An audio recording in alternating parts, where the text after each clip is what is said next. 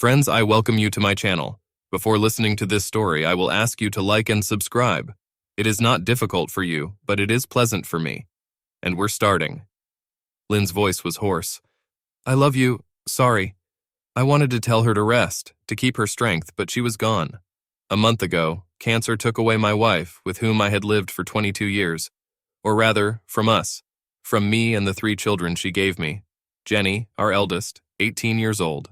Matt, my only son, 15 years old. And our baby, 13-year-old Paula. Lynn's death was hard for all of us, but Matt and Paula took it the hardest. In a way, I was well prepared for this grief. It was an old guest who came to darken my doorstep again. My mother died in a car accident when I was 7 years old, and my father died of a stress-induced heart attack when I was in college. Lynn walked me to the last one, and something she said to me eased my pain. It was a quote with no definite origin. Grief is love that has nowhere to go. I've heard different versions of this phrase, small word changes or paraphrases, but this was my favorite, the one Lynn told me, and the one I passed on to our children. It was an unwanted but desperately needed relic that she could no longer give them herself. It helped them cope, both the words themselves and the knowledge that the phrase was exactly the one I learned from their mother. Matt found special comfort in her. Apparently, she was close to what was said in one of his TV shows about superheroes. Anyway, it worked. The children, like me, went to a grief counselor. That helped too. But in the end, only time could heal the wound, if it could be healed at all.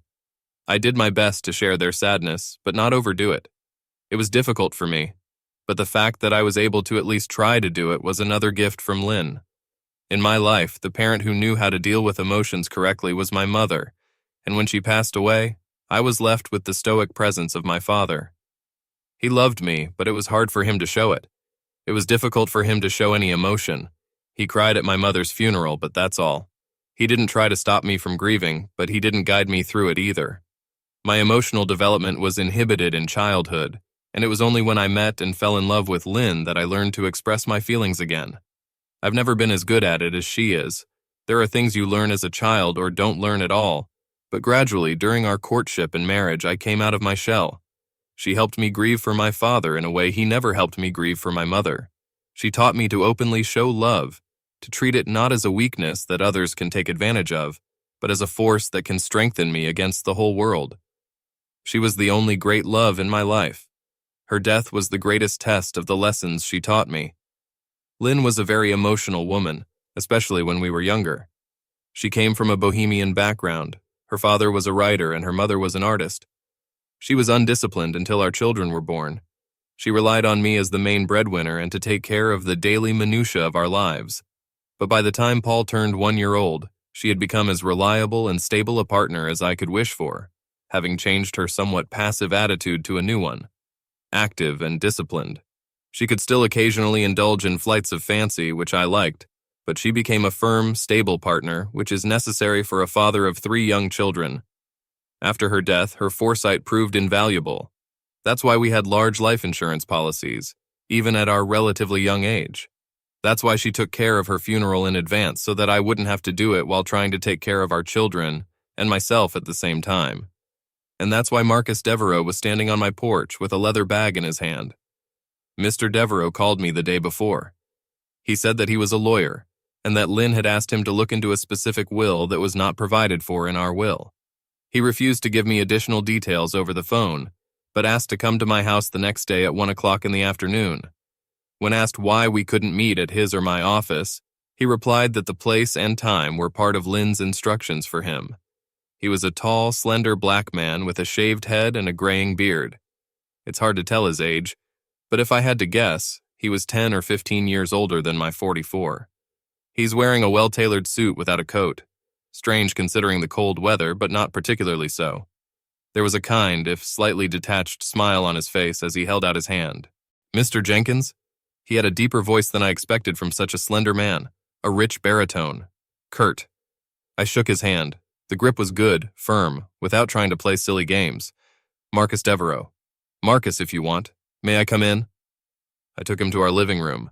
Before I could offer him a seat and a drink, he asked, "Which way is the dining room?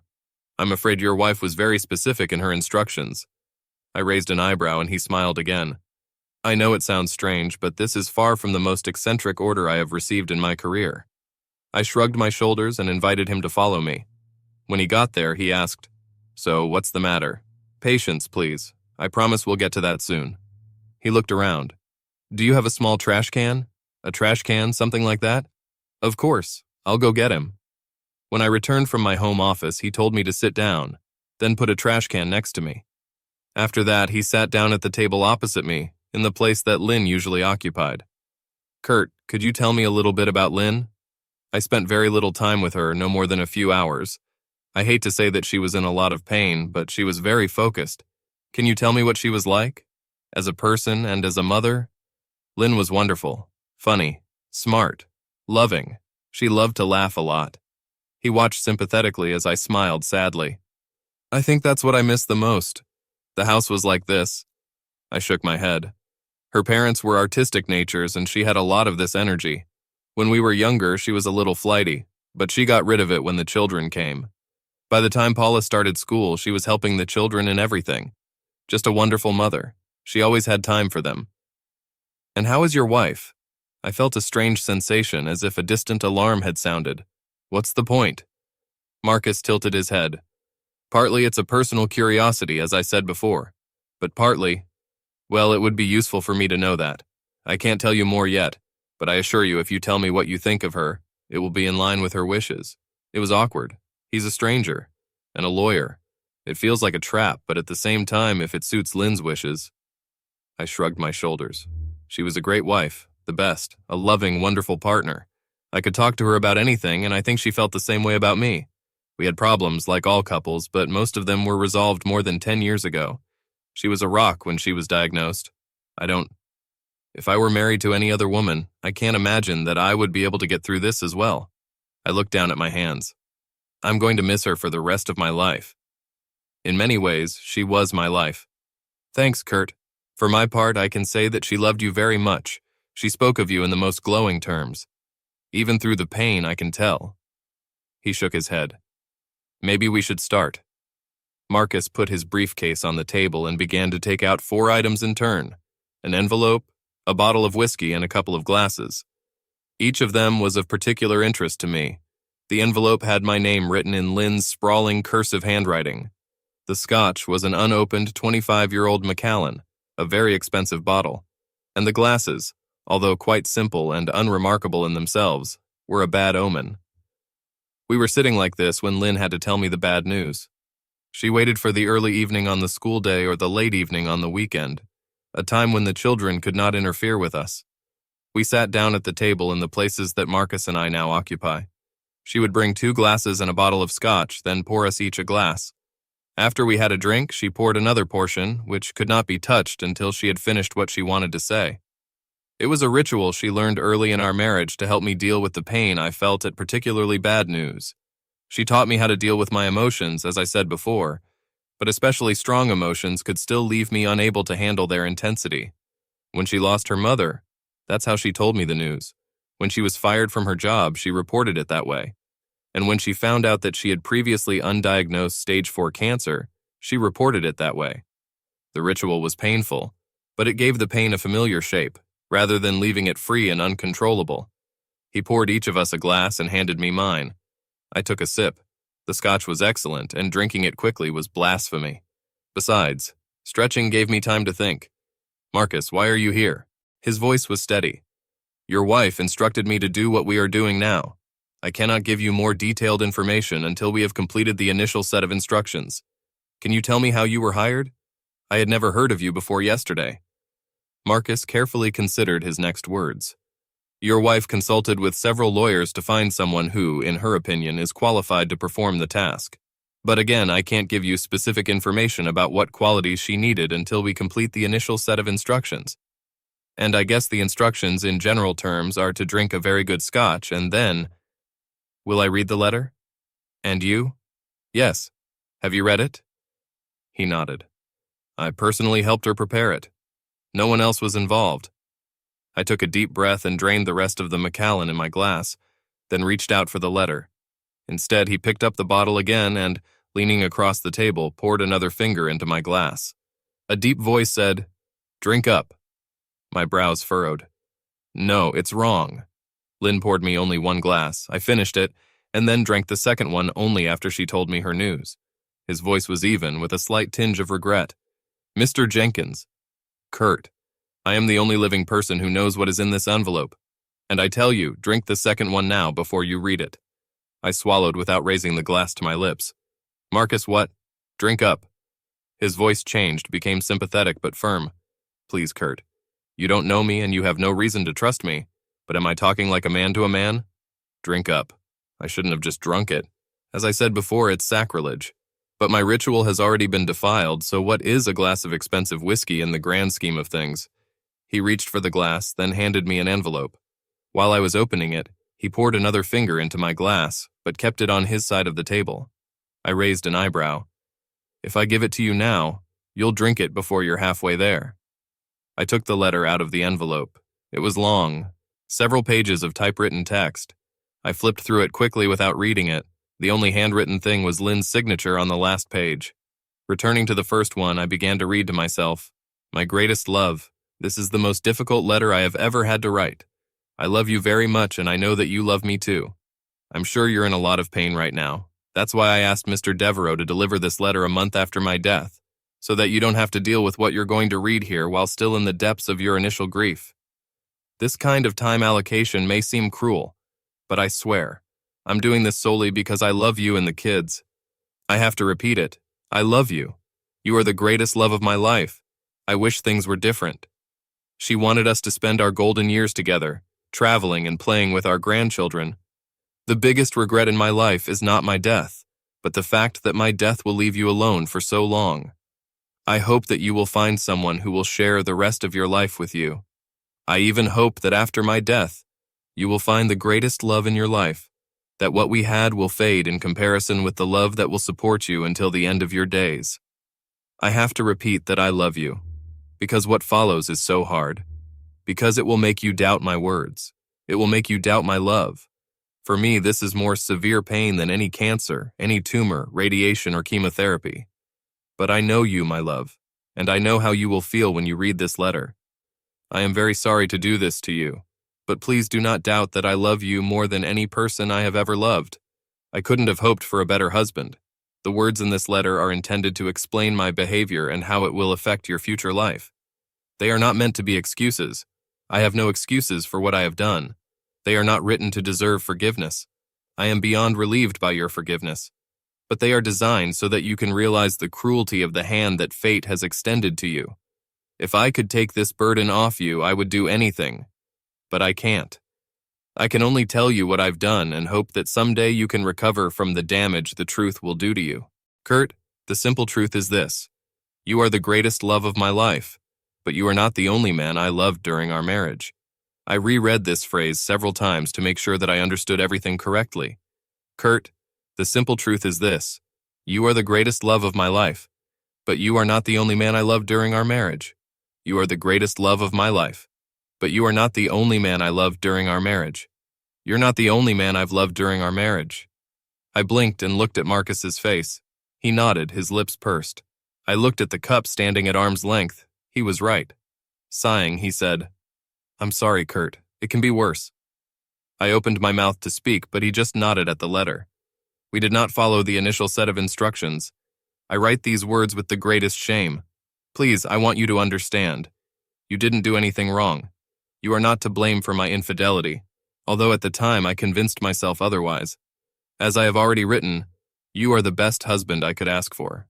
You were a wonderful lover, a generous breadwinner, and a wonderful father. It's not because of you that I've lost my way. Because of myself. I lost my way because I was weak, proud, and stupid.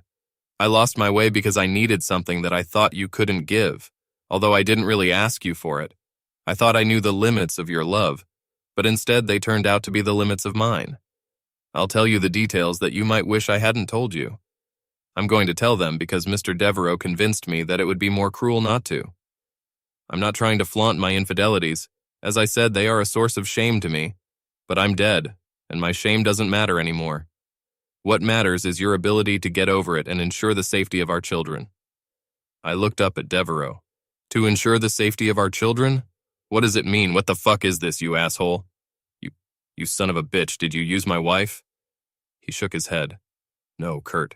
Her affair ended long before I met her.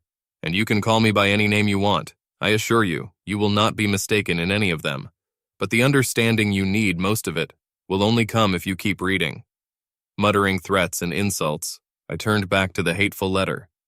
My downfall happened after Jennifer was born, but the seeds of it were sown in the earliest days of our relationship. From the very beginning, I was intrigued by you, and then fascinated. You were so quiet and withdrawn, but you were also stable and smart. My parents were smart but not stable. They were stupidly free. I loved them, but I fell in love with you for a reason. I needed a counterweight to the life that I had led before. I needed a man with whom I would feel safe and cared for. I didn't expect you to love me. At first, I wasn't sure you were capable of it. But after getting to know you better, when you told me about your mother's death and your childhood, when I began to understand you better, I began to fall in love with you. You were what you described your father to me, a man capable of loving, but almost incapable of showing love. But then, he passed away suddenly and unexpectedly, and you were grieving. I helped you get through it, and somewhere out there, in this manifestation of grief, the floodgates opened. The love that you kept in yourself washed over me when I comforted you. I knew that you would provide me not only stability but also love, and I wanted to believe that my love and the way you were able to love me would make you better, stronger. I still believe that. I just wish it would make me a better woman. My ego was very inflated in those days. I'm sure you remember that. You weren't the only man who was interested in me, but I knew that I was the first woman with whom you had a real emotional intimacy. Not physically, of course, but the first woman you loved. It made me feel strong.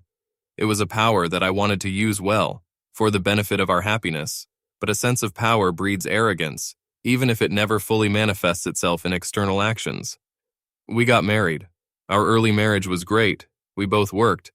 But we both knew that it was done so that you could build a business so that I could someday stop working and raise our children. You've been working long hours, and I've started to miss you a lot. Your love, as soon as it opened, was like the sun, and I missed basking in its rays. I didn't cheat on you. That was the furthest thing from me. Instead, if you remember, I skipped a few birth control pills. But now I have to admit, I didn't miss them. I just didn't take them. That was the first lie I told you. I was stupid. I thought that if we had a child, you would be around more often, instead of working harder to ensure our future. I thought that even if it wasn't, the love of a child would be able to support me when you couldn't shine for me again. I didn't think about the difficulties that the birth of a child would bring, about how it would exhaust me. Of course, our friends who had their own children warned me, but I didn't listen. You have ensured the stability of my life, and of course that would be enough. Even if this is not the case, I've already become accustomed to the fact that a beautiful woman with a sharp mind can sometimes avoid responsibility, as if dancing between raindrops. However, neither of them saved me. Jennifer was a wonderful child. I don't regret at all that she was born here. But it quickly became clear how wrong I was. You provided stability, but at the cost of me spending more time away from home while I was recovering. When you were with us, your sun shone on our daughter, and I felt left in the shade. I know that you didn't want this, and that you should have expected it, and you didn't neglect me. He still showed love to me when we were alone, but that time was limited. Then came the second blow to our happiness. My mother died shortly before Jennifer turned 1 year old. As you remember, I was inconsolable. By the end of our lives, we were not close. You never got along with her, and she thought that a businessman was not right for me. But I still loved her, and the pain was almost overwhelming. You tried to comfort me, but her death didn't mean that you miraculously had more time or energy to help me. You did everything you could, but by that time you weren't coping much better with grief than when your father died. I fought mostly alone. It got worse for me with work, because I was getting worse. There was a rain cloud hanging over me, and I couldn't get out from under it. Looking back, I now wonder if I had postnatal depression. It might help explain my mood and behavior, but still not justify it. After my mother died, I became useless, and then I was fired. It didn't happen when you think, and that was the second lie. Since Jennifer's kindergarten was paid for almost a month, I had time to try to rebuild. I visited museums and galleries, trying to reconnect with the memory of my mother and with the young, beautiful woman I used to be. the one who could dance between the raindrops. And that's where I met Jeremy. Jeremy? Who was Jeremy? I searched my whole brain, trying to remember if I had ever met this man, if I had ever heard his name. I didn't come up with anything. He was a little older than us, just a year or two. He was a handsome man, but that's not what attracted me to him. He was looking at the same art as me, as if he was looking for something at the same time and in the same places. I ended up in 3 different galleries with him before he introduced himself. He was an artist, just like my mother. And he was lost, just like me. Jeremy was the last scion of a wealthy family, a black sheep, until he was left alone. He expected to inherit a little, but earlier that year his parents and older brother died in a private plane crash. When this happened, he found himself in a situation for which he was completely unprepared. He had a small house of his own. He received an allowance, but now he had to face the wealth of many generations, as well as the people who were hired to help him manage it. He didn't want to have anything to do with money or the mansion. He rejected them for some reason, although he rejected them in such a way that it allowed him to become an artist and not starve to death. Jeremy was aware of the hypocrisy, but now he wanted to give away as much of his family's wealth as possible. Unfortunately, the people who managed him stood in his way, because their careers depended on their fees, and these fees were commensurate with the amount of wealth they received. I didn't find out about it right away. We just met and talked about art, but I told him about my problems, and he told me about his own. I didn't have a solution for his big problem, but I understood its essence. He is an artist and thinks like an artist. Because of this, he couldn't effectively handle many things in the real world. Most artists make their way. The realities of everyday life can be very instructive, but he also grew up in prosperity, without gaining any knowledge of what is necessary for simple survival in the real world, without having access to maids, valets, assistants, and other servants with whom he grew up. That's partly why I appreciated the stability you gave me, Kurt. I had to be an adult when I was a kid. Sometimes bills went unpaid if I didn't take care of it. My parents might not have gone to the doctor or missed other important appointments. In fact, by the age of 12, I was their personal assistant. I was freed from this responsibility at the age of 18 and enjoyed my newfound freedom as a student. It was only when I met you that I realized that I could have freedom and stability, that you could provide me with the last, while I teach you how to be free in your feelings. Jeremy presented the opposite problem. He felt fine, but he couldn't take care of himself. He needed someone to provide him with stability. So slowly I talked with him about how to organize a household, in which directions he should look for different people to manage money, how to create systems that will allow him to perform his duties without allowing them to overload him. He insisted that I get paid for it. I told him about my previous salary, but he refused it, instead giving me twice the salary under the table. It was the first year that I handled our taxes instead of you. Working with Jeremy forced me to stretch long-forgotten muscles, and I learned the simple joy that can be found in responsibility, in ensuring that everything is done without outside help. I confused the overwhelming feelings of a teenager trying to run the household of 2 irresponsible parents with what I can feel taking care of myself and my family. That's partly why I took on this responsibility. The other reason was that I wasn't ready to talk about him yet. Not because I was ashamed. I was ashamed that I was fired and that I waited so long to tell you about it. The longer I waited, the more this shame became. Then I would have to explain how we managed to stay afloat financially, which would mean that you would find out that I hid something else from you, and it all turned into a spiral of shame. There was no other way out but to confess, and I just couldn't bring myself to do it. Then I took over the management of our checkbook, if you remember. Jeremy paid me in cash, and I deposited the required amount from my old job into our account. Then I told you that I got a promotion and added a little more. It took the tension out of our situation, and you got a little free to spend more time and affection on both Jennifer and me. The means were wrong, but the goal was worth it. We were all happy, and Jeremy was happy too. I'm pretty sure he was what's called neurodivergent these days. He had ADHD, attention deficit hyperactivity disorder, or autism, or both, although undiagnosed. He could make beautiful kinetic sculptures, but he couldn't keep the house clean. He could remember the smallest details about what he loved, but he didn't know what day he had to pay the bills. On the other hand, when his house was clean, he could concentrate better. I hired a maid for him, and his productivity increased dramatically. I helped him organize and stick to his schedule, and he became happier. I was his personal assistant without a position, and it was the best thing I've ever felt about the job. We became closer, not physically yet, but an emotional attachment was already formed. He helped me get over my mother's death and my resentment of her, which, unfortunately, at that time you were simply not capable of. You were loving, but that love didn't translate into the emotional depth needed for such a difficult task. I helped him sort out his controversial relationship with his late family. It was easier. Being an outcast for so long left him with few warm feelings for them, and he despised their wealth and the way they used it to suppress others. Sometimes I started staying late to help him develop a new project he wanted to work on or exchange ideas with him. I didn't inherit any artistic talent from my parents, but I understood logistics better than anyone else he knew. I could tell him what might and might not work out from a purely physical point of view, and give him accurate estimates of how long the project would take. As we got closer, I became more and more accurate in these assessments. Eventually, our relationship turned into a physical one. It wasn't caused by some kind of rift between you and me. At that point, we were doing better than ever. It wasn't caused by some important event in his life. One night, we were just working late and he kissed me. It was unexpected, but even before that, I realized that my friendship had turned into love. I felt guilty for breaking the vow I made to you, but the physical relationship was just an expression of the love I felt for him. He was already a secret from you, and perhaps this made it easier to cross the boundaries that blur employer, friend, and lover. I told myself I wasn't taking anything away from you. Of course, it was a lie. I felt like I was owed it, that I was supporting two men in different ways and raising the children of one of them. It was proud and selfish, but I allowed myself to think that way. I worked late and sometimes on weekends, spending time mostly at work, but sometimes with Jeremy in a more intimate way. I wanted to believe. I looked at the trash can next to me, finally understanding why it was there. Marcus didn't put an envelope or a letter next to me. My stomach jumped and I took a deep breath to calm down. Lynn, the love of my life, the mother of my children, cheated on me. Not once, but many times for, it seems, many years.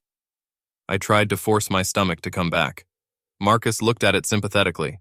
He knew there was nothing he could do to ease my feelings, even if I had followed the initial set of instructions. I still didn't fully understand why he was here, but I was beginning to suspect that at least in part to keep me from doing stupid things. Good luck with that.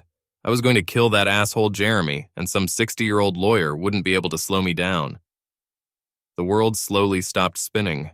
I returned to the letter, hoping that the worst was over, but realizing that this was most likely not the case. I wanted to believe that what I was doing was good for all of us. Jeremy got the help and love he needed. I was able to reacquire the skills and attitude to be a better partner for you, and you felt less pressure helping me cope with my problems and provide for my family. That's what I told myself to avoid giving in to the guilt that I knew I should have felt more acutely. I know you're going to have a lot of questions, but I'm not going to answer any of them about sleeping with Jeremy. I won't tell you the details of how we spent time with him. It won't help you. I'll just say this. If I had to choose a lover for the rest of my life, it would be you, every time, without any doubt. You're the best lover I've ever had. What Jeremy and I had was just a way to make us feel closer to each other. For the next 5 years, I stood swaying. What? Why are you? I began to rage. I loved her. Why are you? I wanted to grab this cute freak by the lapels and shake him until his head fell off. I was sick, but I wasn't going to give this sadist the pleasure of throwing up in a fucking trash can. He started to get up, but my gaze told him it was a bad idea. I staggered to the next guest bathroom and emptied my stomach into the toilet, then flushed my lunch and a couple $100 worth of whiskey down the drain. Tears were streaming down my face, both from vomiting and because my heart had been broken in a new and terrible way. I thought I had run out of tears after the last month. I was wrong. After washing my face and rinsing my mouth for about 10 minutes, I took a deep breath and returned to face my tormentor. He was still in the same place, with an unhappy expression on his face. I stood behind my chair, resting my hands on the top of the backrest. Why? He opened his mouth to speak, but I interrupted. If you say a word about your instructions, I'll call 911. I could almost hear him gnashing his teeth. Kurt, this is far from the first time I've been threatened. But, he looked sideways. This is probably the first time I feel that it is justified. I want to answer your questions, believe me. But I can't yet. This is due to the instructions, but also because only after you read the letter will I be able to give you the answers you are looking for in the context they require. I snorted. My God, fucking lawyers, what does that even mean? Devereaux sighed. How far have you come in writing? Well, I just found out that my wife has been making love to some rich asshole artist for 5 years, so how far is that? Ignoring my question, he answered his own. If I asked you how well your wife knew Jeremy before you read this letter, what would you say? My fingers tightened on the back of the chair. I wanted to rip it off and shove it down his throat. He watched me for a moment, sympathetically, but perhaps with some superiority, then said, I'm not your enemy, Kurt. I understand why you think that. I swear that I only want what meets your interests and the interests of your family. That's why I'm telling you to read the whole letter before asking questions. Straightening up, I snapped back. I'm going to get some air. He nodded. When I went outside, the afternoon was cold and crisp. I left the jacket inside, wanting to feel the breeze on my skin. I was sweating and my face was still wet from the previous wash. Leaning on the porch railing, I stared into the distance and tried to pull myself together. I wish I'd never met Marcus fucking Devereaux. I wish my wife had died before she could send for him, died in a car accident or from sudden organ failure caused by her cancer. Then I could have comforted myself with the illusion that I was loved. But when that illusion was stolen from me, the only chance for peace was to return to the house and read that damn letter. I hated her, really hated her, for the first time in my life. Determined, I returned to the dining room and sat down in an armchair without even glancing at Devereaux. Over the next 5 years, I really became your partner in our house. I was able to make my financial and emotional contribution. I became a better mother and wife because I was burdened with more of our daily lives. Your stress levels have decreased and our lives and quiet time together have improved since I became the wife you deserve. I am very ashamed to admit it. I should have always been like this for you. Otherwise, I had to find a way to rediscover myself without going beyond our marriage. But I didn't do it. I can't say that I regret the time I spent with Jeremy, because I don't think that without that time, I would have been able to become who I need to be. I truly believe that our marriage would not have survived because I would have resented you for my weaknesses. It may sound stupid, but I was a fool. My affair with Jeremy had 2 ends. The first one was after Matt was born. I wanted to rededicate myself to our family and marriage. Jeremy was unhappy, but he understood everything. It may seem implausible, but he always respected you. I know that some partners in an affair make fun of their spouse, but this was not the case with him. He knew that you were my first and greatest love, and he knew that he was stealing my time from you, even if I didn't admit it to myself later. I told him about you in the best possible terms, and he was glad to hear about you and our family. He encouraged me to do what was best for us. He loved me enough to let me go when the time came. I helped him find a new personal assistant, a young man named Alan. He was probably more competent in his field than I was, having experience in the financial sector. I know that he was able to help Jeremy sort out the financial tangle of his family's fortune much better than I was. Jeremy and I stayed in touch, but at a distance. I didn't want to risk you finding out about my affair after it was over, so we spoke very rarely. By that time, your business was booming, and I finally told you that I was fired. We could afford for me to stay at home and look after the kids. That's what I did for the next 2 years, until I heard from Jeremy that he needed my help again. At first, I was going to reject his request. He was still dear to me, but I didn't want to jeopardize our marriage anymore. Then he said he had cancer. Suddenly, my world was turned upside down. I still loved him, though, in a much more subdued way. Even if he was just my friend, I would have helped him. But he was both my lover and the man who helped me become the woman I was supposed to become. I couldn't refuse his request. Then I asked you to let me send my children to kindergarten for 3 days a week. Matt was about a year old at the time. I told you that I want to help with a charity. It wasn't exactly a lie. Alan helped Jeremy pour money into a charity to fund grants to artists in need. But mostly, I was there to help Jeremy get through the last days of his life. The cancer was discovered too late and he was dying. He was treated, but the chances of success were so low and the quality of life would be so low that he decided to give it up. I was mostly his friend and nurse, but several times he wanted to make love, and I couldn't refuse him. It was something that could ease his pain and let him know that we would be loved and remembered after his death. He managed to live for 6 months, but he spent the last 2 in a hospice. I've only seen him a few times, but I was there when he died. He held my hand and told me that I was the love of his life. He knew he wasn't my love, and I wasn't lying to him. but I made it clear to him that I love him and I will miss him. Then he closed his eyes. In less than an hour, he was gone. You may remember that in the second trimester of pregnancy, I had a difficult time with Paula. I was sullen and angry, and sometimes I snapped at you. Forgive me for that. You treated me like a queen, as you always have. I let you believe it was hormones, and part of it was, but mostly I was mourning the death of my friend, and I didn't have anyone to share my grief with. Sorry. I regret a lot of things. I had no other lovers before or after him. Everything that happened in my life outside that period was an open book for you. Sometimes I lied to hide what I was doing in those years, but only about this. After Jeremy's death, and even in the years between my two affairs with him, I devoted myself only to you and our family. This, I'm sure, is of little comfort. I should have been faithful in those years too, but she wasn't. I'm sorry that I hurt you by telling you about it. I was ready to take this secret to my grave. My reasons were both selfless and selfish. You deserve nothing but happiness.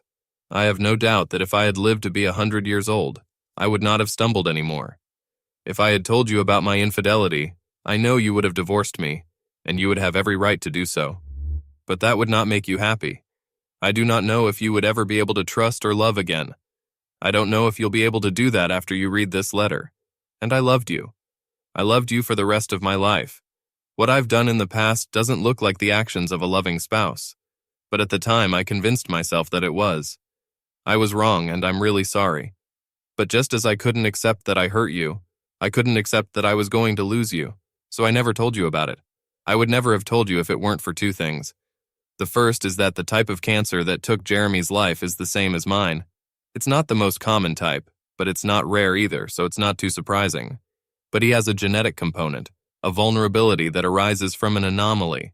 Having a copy of the gene in one of the parents slightly increases the likelihood that a person will become a victim of this disease. Having a copy of both significantly increases the chances, and also makes the disease much more common in young adulthood. I don't know if Jeremy had one or both copies of the gene. I assume both because he died so young and because there were many early deaths from cancer-like diseases in his family tree. I know that I have one copy. I know I've hurt you a lot with this confession, and I'm afraid that what follows next will cause the greatest pain. There is a high probability that Matt is not your biological son, and a lower but not negligible probability that Paula is not your biological daughter. And if they both carry these genes, they are at significant risk of early death. I pointed at Devereaux. Give me a drink. He didn't move. My voice boomed. Give me that fucking drink, you damn lone shark. He pushed the glass across the table to me, and I tipped it to the bottom. I have no excuse for what I did. I loved both you and Jeremy. You're both very similar. Do you remember how you joked in the past that I have a certain type? There was no chance that you would find out. I knew that I was his only lover, just as I was your only lover, so the disease could not be transmitted. I'm sorry for what I did, but it can go so far, and I'm sure I've already gone far beyond the point where these words mean something to you. Our children are in danger. I know you're going to do the right thing. I would have done it, but I had so much strength, and there was no way I could explain to you and them why I wanted them to be tested for the dominant version of the anomaly. If I had just asked you to do this, you would have found out about my infidelity without any explanation at a time when I was too weak to talk to you, and it was too painful for you to go through another tragedy. So I have to do what I did at the beginning of our marriage and ask you to be strong. There is another factor, but it is a financial issue. That's part of why I hired Mr. Devereaux to help deliver this letter to you. I chose him not only because of his knowledge of the relevant laws, but also because of his life experience. I believe that he will be able to help you make the right decisions for yourself and our family, although I will not undertake to say which ones because I have lost all right to claim that I am a worthy partner in your life. I can't tell you how much I wish I hadn't done what I did. I can only say that despite all my flaws, I love you. You are the greatest love of my life. You are the strongest person I know, with the greatest ability to love that I have ever seen. Please take this ability and direct it first to our children, and then, if you can, to find a new partner who will really be worthy of you. I know that I broke your heart with this letter. I hope I didn't break it so that the best woman won't be able to restore it. With infinite love and eternal regret, I gestured with the glass, and Devereaux poured another on his finger. Another, more irritated gesture added another finger. We both sipped our whiskey in silence, It was a question formulated as a statement, boring and devoid of affect. After Mr. Stein died? Jeremy, he donated most of his fortune but put a significant amount into an offshore account. He handed me a piece of paper across the table. There were a lot of zeros on it. Lynn was given access to this account, but she never withdrew money. She said she thinks your family is doing just fine without it, and that she can't figure out how to explain the sudden arrival of money. The latter is no longer an issue, so she wants you to consider… Hell no. We thought about the benefits that this could bring to your family. If you don't want to participate in this, then it can go to your children in the form of a trust, college funds. I snorted and spat. Yes, my children. I took another sip. Damn fool. We sat in silence for a few moments. Then he said, You raised them, didn't you? Took them to school, took care of them when they were sick, messed with them. I do not know you, Kurt. But Lynn knew.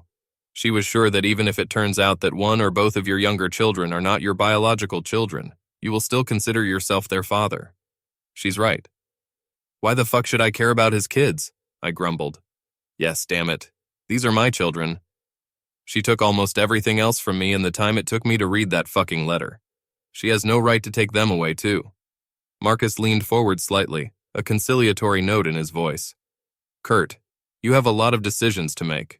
More than you might think at first. Lynn asked me to be here to help you work through all the aspects and come to a decision that you think will be best for you. Nonsense. Is it nonsense that I'm here to help you? Or that Lynn wanted you to make a decision that would be good for you? I shook my head. Definitely the latter. She obviously didn't care about me, which means that if she sent you, it was for what she wanted, not what was best for me. So, the first one too. Devereaux sighed. She really loved you. You don't know me, I understand it. But I asked you a few questions before you read the letter. What did you say when I asked what she was like as a wife? A great wife. Be the best. She's… Yeah, before I found out she'd been making love to another guy for half a fucking decade. My God, what do you want me to say? Oh, that was 12 years ago. Is that all the water under the bridge? Or maybe… Well, I don't want to talk bad about the dead. To hell with it. Lynn can… I paused, barely able to pronounce the words. She can burn in hell, I don't care. That annoyingly flat voice sounded again. I understand. No, you don't understand, you idiot. My wife cheated on me, and I've been doing it for 5 years. And you're sitting here like some fucking Easter Island statue in a 3-piece suit because you're being paid to calm me down. I'm not going to calm down. Devereaux nodded slowly. You asked why your wife hired me, and I replied that I could not disclose my qualifications until you read the letter. Your wife was looking for someone with specific legal experience. That was the easiest option. I could name a dozen more qualified lawyers than me when it came to this. But then she wanted to ask more personal questions. She didn't reveal why, except to me, although I think 1 or 2 people she talked to before me could put it all together if they tried. She needed someone who could be fair and impartial, and I was already working as a temporary judge. This is a task that gives lawyers a chance to figure out if they want to go to the copper ring before fully committing themselves to the case. I decided it wasn't for me. She needed someone who had personally experienced infidelity, someone whose life has been directly affected by this. I looked at his left hand, but there was no ring there. He nodded. I am also suitable in all respects. And finally, Lynn needed someone who would zealously protect her client. It's not difficult, it's part of the job description. But she took me through several scenarios, especially family law, and asked which side I would prefer to stand for. Taken together, they make up the bulk of your situation. I snorted. And what, because you answered her test correctly because you said you'd be on her side, did you get the job?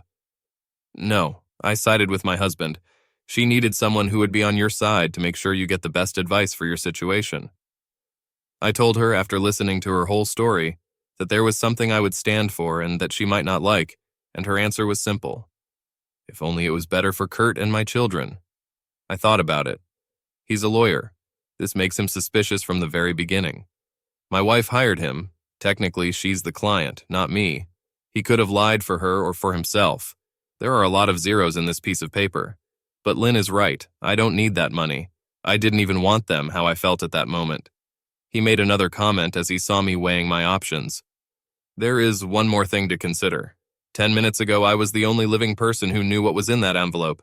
If you need other lawyers, you will have to expand this circle. And you know what they say about the secret. 3 can keep it if 2 are dead? Yes, I frowned. Great, you are here, let's talk. You need to make a number of important decisions. It's 3 now, and I suppose you have to pick up your kids by 6. I nodded. Okay, let's assume that not all of these decisions will be made today. I'm sure you'll want to sleep with some of them. But let's make sure you get the gist of the matter. Is that fair? Mistaking my silence for agreement, he continued. The first one. There's no reason to think that anyone other than you, me, and maybe Alan knows about Lynn's infidelity. There's no reason to think Alan cares. He's happy running the charity he and Jeremy founded. So Lynn's infidelity can remain a secret if you choose. The second one. You agree that your children are your children regardless of whether they share DNA with you, right? I nodded reluctantly. The third. Your children's lives may be in danger. They will need a genetic examination to find out if this is the case or not. The fourth. There is a large amount of money in the offshore account. I can provide it to you in various ways at your request. Everything is completely legal and clean without disclosing how you received it. You will have to pay taxes in one amount or another, but... He shrugged his shoulders. The fifth. Lynn and Jeremy are dead. Jeremy no longer has any property. He donated all his money to charities and friends, and even if he had, it has been more than 10 years since Lynn cheated, and there is almost no evidence of that. I took a sip of whiskey. It looks like that's about it. Then let's save the money for a while. They have been in an offshore account for 12 years and can wait a few more weeks. The more pressing issue is your children. But to help you decide what you want to do with them, I have to ask you to be honest about some of the things that are causing you very strong emotional reactions right now. Chuckling and taking another sip, I said, Gee, do you think so? I shook my head. Militancy couldn't help, even if it was natural at the moment. Okay, ask. The questions I asked earlier about Lynn, about what she was like as a person, a wife and a mother. He raised his hand. I understand that you are rethinking them now, but if I had never set foot in your house, you would still be thinking about it. Do your children think so too? Or at least about something similar, only from the child's point of view? I thought about his question. Jenny and Lynn did it sometimes, but it was teenage stuff, just like when Matt and I got involved. And seeing how they were grieving for her, I reluctantly replied, yes, yes. In their eyes at least, she was a good mother to them and, damn. And I suppose in mine too. In hindsight, I would have divorced her cheating ass if I could, but I probably wouldn't have fought her for joint custody, even knowing how she betrayed me. She was a good mother. Marcus asked quietly, Do you want to change this? Do you think your children will feel better or worse if they find out what she did? There was a large stained glass window in the dining room. Lynn liked it. She liked the natural light coming into the room. It often annoyed me. It could be beautiful, but it could also be overwhelming. The afternoon sun illuminated only part of the room, and Marcus was in shadow. It seemed to me that I was in an interrogation room, and there were no correct answers to any of the questions. I don't know. He clenched his fingers. I think you do. If the children find out, what will it do to them? Would they hate her? What will it give them? What will it give you? Right now, only the two of us know the secret. Will you gain anything from knowing that your wife has been cheating on you for years? I felt my temperature rise. This is wrong. She shouldn't get away with it. The old lawyer was looking right at me. She's dead, Kurt. She died a slow, painful death, knowing that she would have to reveal her infidelity, knowing that the man she claims is her greatest love will hate her. Do you still think she got away with it? I looked into my glass. Sort of. Yeah, it looks like. I'll never get justice. I'll never be able to lash out at her, call her all the names I want, try to hurt her the way she hurt me. I'll never be able to beat the shit out of her lover. I won't be able to ask why, actually why, and not this. I picked up the letter, not this bunch of shitty fucking excuses. An echo of memories once cherished and now tarnished surfaced in my memory. I mumbled, There's nowhere to go. Shaking my head, my gaze returned to Marcus. Lynn told me something when I was trying to get over my father's death. What I told my children to help them get over her death. Grief is love that has nowhere to go. He nodded. I've heard this before and I understand how it can be comforting. My voice was rough with pain and anger. Yes, but here's the thing. I couldn't keep the grin off my face. Not aimed at him, but meant for the ghost in the room. What is hate when there is nowhere to go? Can you answer this question for me? Now it was his turn to drink. I don't know. He chuckled. Lawyers use words to gain accuracy, not to highlight the truth. If you're looking for a poet, I'm afraid I'll have to step aside. He cocked his head to the side. But if I had to guess? Rage. I raised my glass in greeting. Not a bad answer. Maybe. I'll think about it. A sip finished off the whiskey in my glass. He picked up the bottle. I shook my head. Now is the time for a clear head. Thanks, but no, it's a good scotch. Did Lynn pay for it out of her money fund? His teeth were gleaming white in the shade. No, she paid for a much less expensive bottle. But this, he shook his head. It seems that this is the case when a high-quality drink is required. This bottle is from my own collection. Well, thank you. It's nice to see that someone cares about my interests. Marcus said softly, She is too, you know. In the end, I mean. I didn't spend much time with her, but I spent a lot of time with cheating spouses, both at work and... He looked sadly at his left hand, and in general in other places. He smiled at me again, this time sadly, and there were real emotions in his voice and on his face. Not a restrained but understanding lawyer, but a man with a past. You feel those who repent and those who pretend. Lynn, no matter what else I said, regretted what I had done, for what she'll have to do to you by revealing it. Yeah, well, that and a couple bucks for coffee. I shook my head. We've lost our way. I can have a pity party in my spare time. Tapping my fingers on the table, I continued our planning session. Okay, I agree. There's no point in telling my kids that their mom was a cheater. But I still need to give them a test. I can arrange it for you. The concierge is a doctor, very private. According to the Health Insurance Portability and Accountability Act, there will be the least restrictive contract. The question is, do you only want to check their health, or do you also want to know if you are their biological father? Damn, I don't know. I got up and looked out the window. If I find out that one of them is vulnerable so that both parents must have the gene, then that will tell me everything I need to know, won't it? Unfortunately, no. Your wife only had the recessive gene. We don't know, and we only suspect that Jeremy's was dominant. We don't know if you have it as recessive or dominant. To find out, you also need to undergo a medical examination. There's no reason not to, but even that won't necessarily give you an accurate answer. It was quiet outside. Everything is as it can be in the suburbs on a school day after lunch. I remembered how my children used to play on the swing hanging from a tree in our yard. Now they are gone, and all the children tried to climb on them together. I smiled at the memories. I wanted to cry at the thought of, I'm not sure I want to know. Marcus sighed behind me in the gloom. I understand, ultimately this is your decision, but I think you should know. I turned slightly to look at him. Why? I don't know you well, Kurt. Just this conversation and some information from Lynn. I do not know if you are the type of person who can accept that knowledge is available but simply unavailable. For me, well, curiosity will kill me. But more importantly, you need to know this for the sake of your children. I thought we just agreed that children don't need to know in any case. Marcus tilted his head. Don't you need it? Yes, can they find out by accident? That's another question. Your eldest is 18. What if, in honor of Lynn's life, she decides to buy the whole family one of these DNA kits on the genealogy website for Christmas? She has never met either your parents or Lynn's mother. This is, of course, something that someone can do.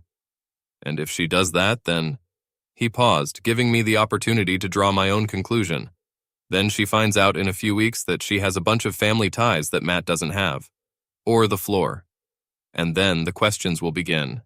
And then... My head was throbbing. Well, thanks, Lynn. Another broken heart that you left me. I don't even have a choice, to know or not to know. I waved my hand in the general direction of Marcus. Great. Do the tests for all of us. Health checkups and stuff. We'll just tell the kids that we're checking for anomalies. And then, if I find out, I think I am, I don't know. I'll figure it out when I find out one way or another. He stood up. Then I think that's all we can do for today. Think about what you would like to do with the money when you can. I know you're mad at her, but think about what this can do for your children. I would advise you to try to put these questions out of your mind, but I understand that this is an impossible task. Instead, try to focus on your children. They need you now more than ever, and maybe you can find the strength to serve them. We went to the front door, leaving behind the dining table, the ritual objects, and the letter that destroyed the happy illusion of my marriage. There he patted me on the shoulder, a strangely intimate gesture for a man I barely knew, and very welcome. Human contact almost broke me.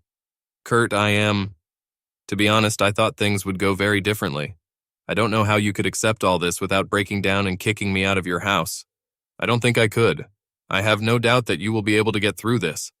I nodded and then said with a tremor in my voice, "Thanks." He hesitated. "Do you need me to stay a little longer?" "I would be happy." My head was shaking violently. No, I need time to be with myself, to try to recover a little before I pick up the kids. I have to try to make my poker face for them." Marcus nodded sympathetically. "I'll let you know when the doctor comes to take samples. I will ask him to send the results to me so that your children cannot intercept them. We can meet at my office as soon as they are ready to discuss the next steps, both regarding your family and money." We said goodbye and he left. As soon as his car left, I slammed the door, giving up control of my body and my emotions now that I was alone. My sobs echoed through the empty house sobs that sounded more like the mournful crying of a child than a man. I already lost my wife once, a month ago. Now I've lost her again, and the second loss was much worse than the first. I stayed there, almost in a stupor, until the alarm clock on my phone rang, notifying me that it was time to pick up the children. I put myself and the house in order as quickly as I could, and then drove off, trying to put on a brave face. They saw that I was crying, but I brushed it off. They thought I was just crying for their mother and trying to be strong for them. They were right, but they were also very, very wrong. My mask slipped a few times that week. There was venom in my voice when I sometimes talked about their mother. Jenny caught me looking at Lynn's wedding photo with hatred. I think of all the children, she was the only one who suspected that I was not just mourning the death of her mother. But she ignored it.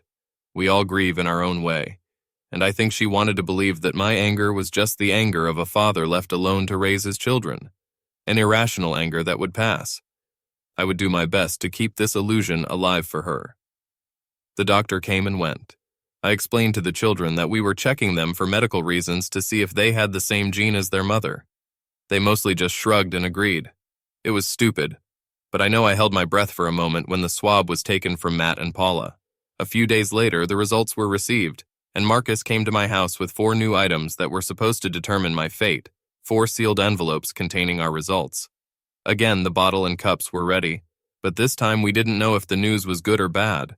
Nevertheless, a small glass in advance to calm my nerves seemed appropriate. We talked about nothing for a while before the main event. I was stalling for time. I understood that, and so did he, but he didn't push. Finally, feeling stupid, I opened the first envelope that contained my results. I was clean, with no signs of the genetic abnormality that Lynn suffered from. Jenny was next. Her envelope was opened with the same speed. I already knew that she might be at risk, and if Lynn lied to me about when she started cheating, or if she had more than one lover, I would rather find out quickly than not. Jennifer was my daughter in every way. I exhaled, not knowing that I was holding my breath. But then I saw a different result. She shared a recessive version of the anomaly with her mother. She will have to undergo cancer tests more often for the rest of her life. However, this is a small price to pay more. My hand hovered over Matt's envelope, but I moved it to Paula's envelope. Cowardly, perhaps, but he is my only son. To discover that one of my children is not biologically mine would be a disaster, but in this case it would be even more painful. But we feel what we feel. When I opened it, I found that my girl was mine, and that she, like me, was free from the vice that claimed her mother's life. I shuddered. I almost asked Marcus to open the last envelope, but I couldn't. I wouldn't. This is my life and my son's life, and I had to face the truth. I tore up the paper and scanned the results contained in it. My eyes filled with tears, and I began to sob. Marcus spoke up. "Kurt, I'm sorry." My voice faltered. Mine, he's mine. Any other words were lost in emotions that I couldn't control. He was mine, and he was untouched by the anomaly. My children were mine in every way, not only by right of having raised them, but also by right of blood. There may be those who find it silly and old-fashioned that it doesn't matter if they share my DNA or not. In a sense, they are right, but it wasn't the DNA that worried me. The fact is that my love for them is completely free from the vice of lying to their mother. She let me believe they were mine without knowing for sure. And now I knew. Irrational, on the other hand, but at that moment it was more important to me than anything in the world. Marcus waited for me to collect my thoughts, sat and sipped his scotch, and I went to the guest bathroom and washed my face. When he returned, he said, "Have you decided what to do with the money?" "I don't need them." He raised an eyebrow. "Do you not need money, or do you not want to accept it because of where it came from? Don't be a pedant." Marcus smiled broadly. "I am a lawyer. This is my job." He shook his head. "I understand that you may not want this money yourself. They seem stained. But what about your children, for college or as a startup capital? I could transfer them to trust funds for each of them, and we could tell them that they are derived from a life insurance policy. They would never have known. I'll know. And look, even if I did, it's money. They are interchangeable. That's the whole point of money." He chuckled. "If I use them to pay for their college, then I'm not the one paying for their college. My money will go to something else. In a roundabout way, I still get his money. If I transfer them to trust management as collateral, then I do not give this collateral, so I use his money instead of my own." He shook his head. "Maybe, but I think you're looking at it the wrong way." A grin appeared on his face. "I'm afraid this will require even more pedantry from you, but perhaps when I'm done you will understand us shy better." I shuddered, remembering how I had yelled at him during our first meeting. His manner changed, and an experienced speaker took the stage. There used to be lawsuits called alienation of affection. Some states still have them, although this case is not one of them. They were intended to punish a cheating partner. It was a way for a husband or wife to receive compensation from the person who seduced their spouse. For a number of reasons, they have gone out of fashion. No-fault divorces are the norm these days, and lawsuits have simply never been so effective. If a person had enough money to make a claim worthwhile, they also had ways to hide the money. They were difficult to prove. In general, they just weren't worth pursuing. But we still have all sorts of other ways to take money away from people for their misdeeds. Pain and suffering, emotional distress, many causes. Even if Jeremy were alive, you would never be able to sue him and get money from him. If there had been a mortgage and you had divorced her, you probably wouldn't have gotten anywhere near what you were supposed to get from this account. Perhaps it wouldn't even have been discovered during the investigation. But now he's here. You have access to it. You need to stop thinking of this as Jeremy's gift to your wife, and instead look at what it might be for you. A settlement. This is a payout for a lawsuit that you have never filed and could never have won. Do you hate her? Great, she's dead and her betrayal is revealed to you. Do you hate him? Great, he's dead. He really was the last of his kind. And you can take his money and do whatever you want with it, even to the point of leading an idle, rich lifestyle that he hated. They hurt you, both of them. With your selfishness and deception, Lynn's cowardly confession after death, which did not allow you to vent your anger at her. I'm with you in all this. But here's where we disagree. Money, as you say, is interchangeable. They are free. They will go to charity, or they will lie and accumulate interest. Or in the end, they will be stolen by some very smart child in Eastern Europe with a laptop and a dream. Or it can give you and your children a better life. I growled. I'll know where they came from. Good. Then every time you use them, you can imagine urinating on their graves. They were selfish. You can be selfish too. Your wife has put so many things on your shoulders that no husband should face. Her infidelity, the fear that you are a cuckold, the fear that your children may die prematurely, the need to hide what she did from your children. All this. He shook his head. I liked Lynn when I knew her. I believe she regretted what she had done. But sometimes regret is not enough. She hurt you, both of them. Don't hurt yourself even more to annoy two dead people. Take the money, Kurt. Give some of them to your children. Tell them that this is an investment that you have made. Withdraw money from your company or invest it in your company if you prefer. But leave them on the table? No. This may seem like a matter of principle, but it's not. You don't take a bribe. You get your benefits. I growled, outraged at the thought that some amount of dirty money could somehow help me cope with this pain. Is this what you did during your own divorce? Did you get your own back? His face fell and his body went limp. No. I opened my mouth, but he said softly, No, I changed that, Kurt. Yeah, I was the one who deserved my payback. He turned away. Lynn wanted someone who cheated to be with you, the one who destroyed those he loved because of his own selfishness. I cheated on my faithful spouse for many years with a younger woman because I could, because I felt that it was due to me as a man, a successful man. The disgust he felt was almost palpable. A man. I was a callous boy, stupid and self-centered. I had everything I had. He poured himself another glass and drained it in a few seconds. Sheila found out everything. The affair ended, but she found out because of some small mistake. She didn't say why. It doesn't matter. She found out and everything went to pieces. My marriage, my relationship with my children, my friendships, everything that really mattered in my life. I wanted to try to make amends, and she didn't want to accept anything from me. Didn't even try to work with me to. He shook his head. I couldn't do anything for her. She divorced me. She took everything. I gave her more than she asked for. Not so that she would forgive me. I knew she would never do that. But maybe so. Maybe she could have gotten over it. But she couldn't. Anger was eating her alive. She raged for the last year of her life from resentment, from injustice, and she had every right to feel that way. But it killed her. I killed her. Her heart gave up. I killed the love of my life with my selfishness. He stared into his empty glass. My children, 10 years have passed and they have just started talking to me again. I'm very grateful to them for letting me into their lives at all. I just met my 5-year-old grandson last month. I missed it all. Marcus shook his head again, trying to clear it. The lawyer's mask was back in place, but it hung unevenly, unable to completely hide the pain. Kurt, take the money or don't take it. I think you should. It's not. You won't forgive any of them by doing this. No court in the world will require the plaintiff to forgive the offending party as part of making a court decision. But even if you don't take the money, you have to find a way, not to hate. After all. He looked at me, his eyes wet. I've been thinking a lot about what you asked last week. What is hate that has nowhere to go?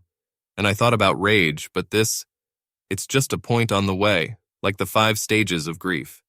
When hatred reaches the end of this path, when it really has nowhere to go, it ends in death. Hatred that has nowhere to go is death. She's going to kill you. Maybe not your body like... He sobbed, and his voice cracked.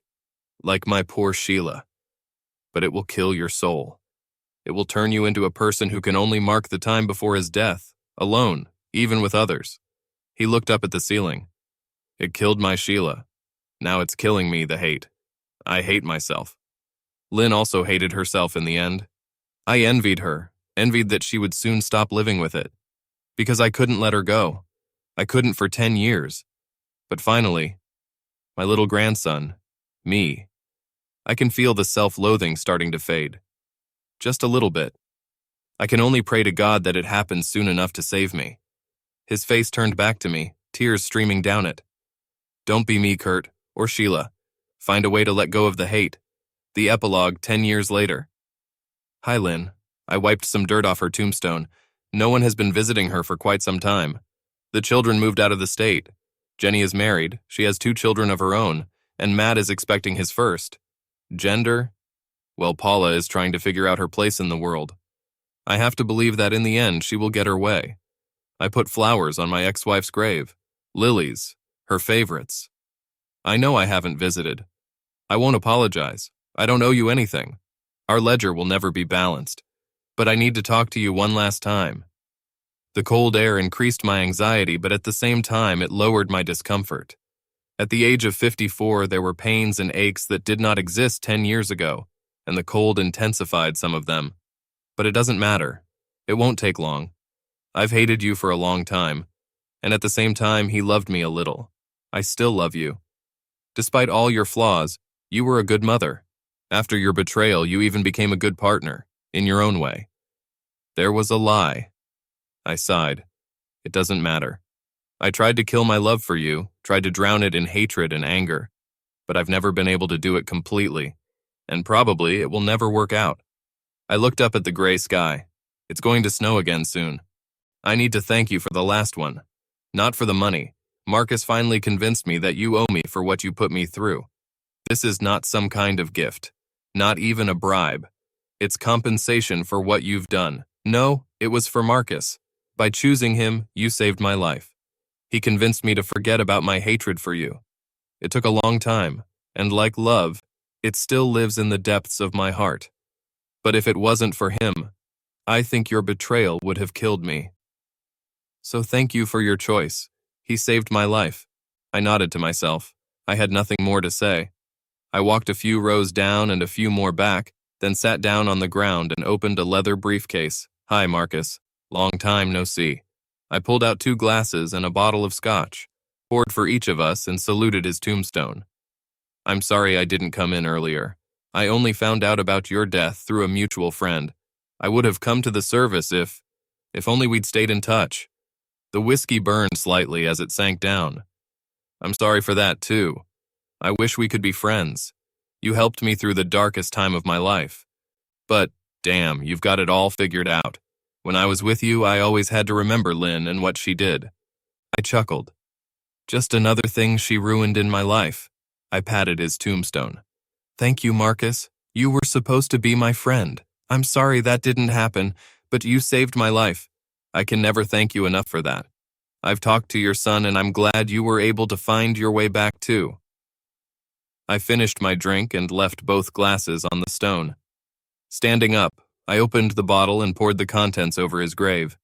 It was an extremely insufficient tribute to a great imperfect man whom I could never thank enough. Back in the car, I called home. Hi, honey.